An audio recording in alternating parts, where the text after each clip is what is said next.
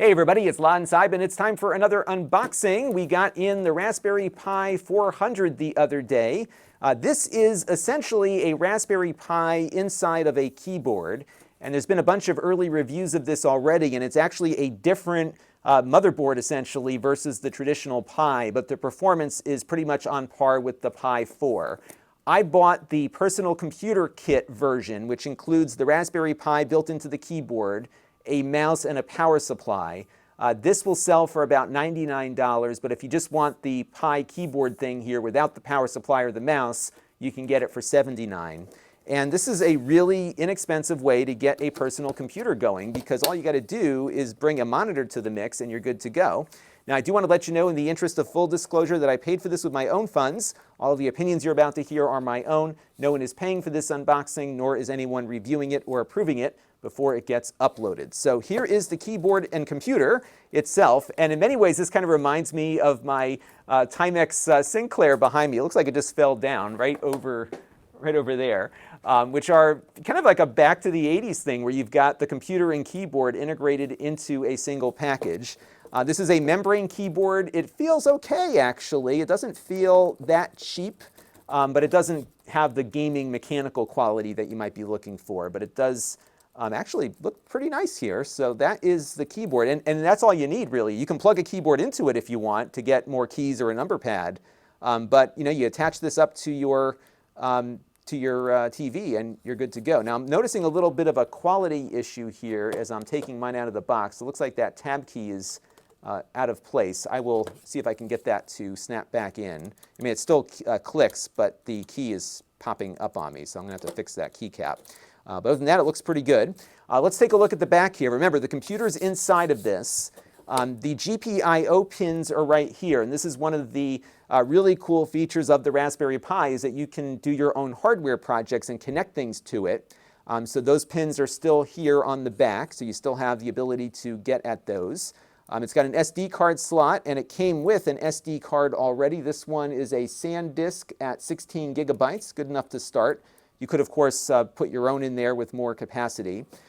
Just like the Pi 4, it unfortunately has those micro HDMI or connectors, the micro connectors here, so the two HDMI outputs are here. This will drive two 4K displays. We tested that when we did our Pi review a few months back, so that's pretty neat. You've got the USB Type-C port here for power. You then have two USB 3.0 ports, a USB 2.0 port, gigabit Ethernet, although I don't think we were ever able to get full gigabit speeds out of this, but it was faster than 100, and we'll test that again when we do the full review. And then we've got a Kensington lock here for locking it down on a desk so you can keep it in one place. That's really good for schools and computer labs and that sort of thing. So here you go, the full computer in the keyboard. But again, we got the kit, so we've got more stuff here. And so we've got a power supply for our Pi here. This is a USB Type-C power supply. Interestingly, though, it is 5 volts at 3 amps. So that's probably enough, obviously, to power the machine just fine. But you might want to go with a beefier USB-C power supply if you're going to be plugging things into the USB ports. But we'll see how this works. I'm sure it'll be fine. And then in this box, we have the official Raspberry Pi mouse. And I think these are things you can buy separately. But if you wanted to get a convenient all-in-one out-of-the-box solution, again, schools might find that more attractive, to pay $100 and get the whole thing. You'll have the mouse here. Nothing great, just a regular run-of-the-mill mouse. And there you go. Now there's actually more in here, so let's see what else we got in the box here. So we have an adapter for the SD card, and this will be important if you're going to install a new operating system on it. We'll boot it up in a minute because I'm not sure if it does actually have the OS installed on that card. We'll find out. And then, this is cool, you've got a Raspberry Pi beginner's guide. Oh, this is really neat. Now, of course, this is the Raspberry Pi pictured here, the regular version of it, but they also have the keyboard version down here as well. And yeah, you've got a lot of neat little coding things that you can start on. This is cool. This really does remind me of like what you would get with a classic computer. When you bought it, you got a nice big manual with all sorts of programs you could type in and stuff, and this looks to be very similar. So this is going to be kind of fun to play with my daughter. She's really getting into coding a bit.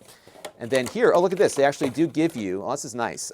You get a cable This is a micro HDMI to full-size HDMI cable. Good stuff. All right, so I got it hooked up to a 4K monitor, and it looks like everything is on screen. Now, a couple of things that you might want to do when you first get your Raspberry Pi going, especially if you're using a computer monitor, is to adjust the underscan. And I'm going to show you how to fix that, because right now I'm not filling the entire screen. There's kind of a black border around us here. And because we're on a 4K display, this is super, super, super tiny. So I'm going to zoom in my camera here a little bit, and hopefully when it focuses, we should be able to see the configuration screen that we've got. And I'm just going to move this window down a bit so that we can get it more centered. So I went into the Raspberry Pi configuration, which is just off the little Pi menu in the upper left-hand corner. And I'm going to disable the underscan, and I'm going to enable pixel doubling. And for this 4K display, that will make things less tiny and also fill the display. So I'm going to click OK here. And now we have a nice full screen here. And it was good to see that the SD card did have the operating system loaded on it already. So if you've never used a Raspberry Pi before, you can just jump right in and have a full desktop available to you. We're going to have a full review of this, which will have a lot more detail in the near future. But it looks like this really is an out-of-the-box Raspberry Pi solution from the company, and it's built right into the keyboard. Stay tuned. We're going to have more on this very shortly. Until next time, this is Lon Seidman. Thanks for watching. This channel is brought to you by the Lon.TV supporters, including gold level supporters Brian Parker, Jim Peter, Tom Albrecht, and Chris Allegretta.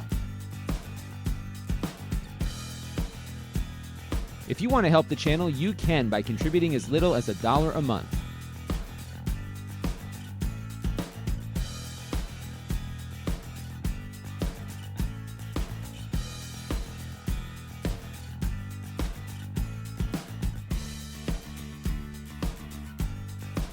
Head over to lon.tv/support to learn more.